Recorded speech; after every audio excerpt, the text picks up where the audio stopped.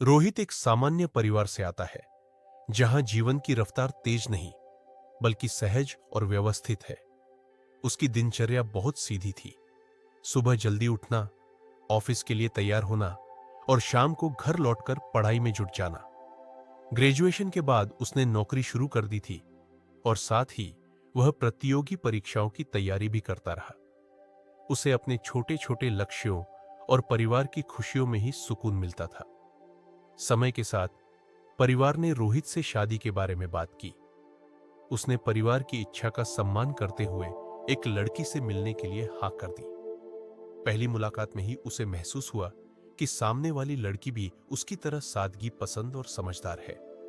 दोनों ने बिना किसी तामझाम या बड़ी रस्मों के बहुत सादगी से शादी कर ली। शादी के बाद रोहित की जिंदगी में धीरे धीरे बदलाव आने लगे। अब उसे अपने ऑफिस के काम, पढ़ाई और घर की जिम्मेदारियों के बीच संतुलन बनाना था। कभी कभी वह और उसकी पत्नी साथ बैठकर चाय पीते, कभी शाम को टहलने निकल जाते या कभी बस चुपचाप एक दूसरे के साथ वक्त बिताते।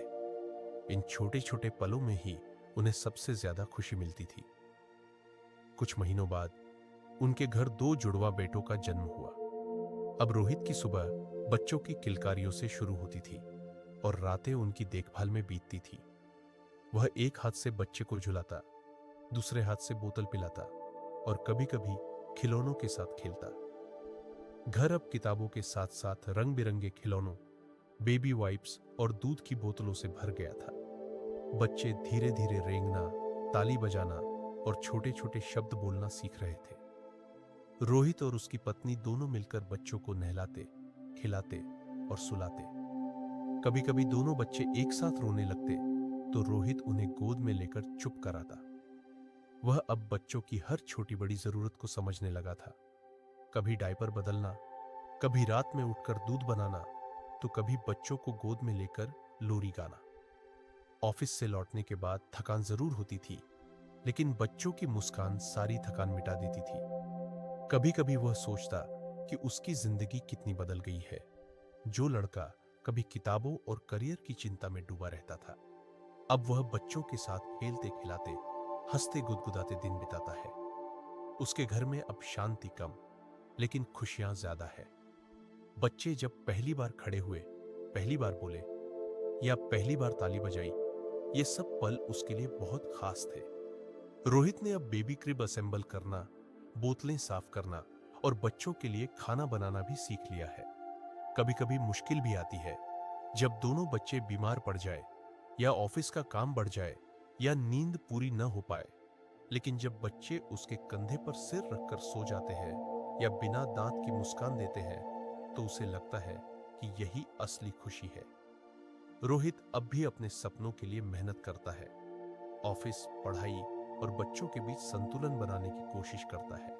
उसकी पत्नी उसका साथ देती है और दोनों मिलकर एक दूसरे का सहारा बनते हैं। रोहित को अब समझ आ गया है कि जिंदगी की असली खूबसूरती छोटे छोटे पलों में छुपी है। चाहे वो बच्चों की हंसी हो, साथ में खाया गया खाना हो या थकान के बाद घर लौटकर मिलती शांति हो।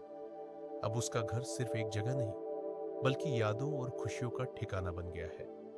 रोहित की कहानी बहुत बड़ी या फिल्मी नहीं है, लेकिन इसमें सच्चाई और अपनापन है।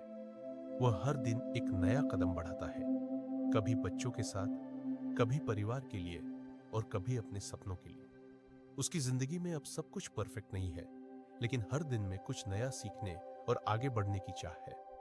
रोहित जानता है कि जिंदगी में सबसे जरूरी चीज है मौजूद रहना, अपने लोगों के साथ रहना और हर छोटे पल को पूरी तरह जीना। यही उसकी असली कहानी है। एक दिन में एक कदम और हर दिन थोड़ा थोड़ा आगे बढ़ना।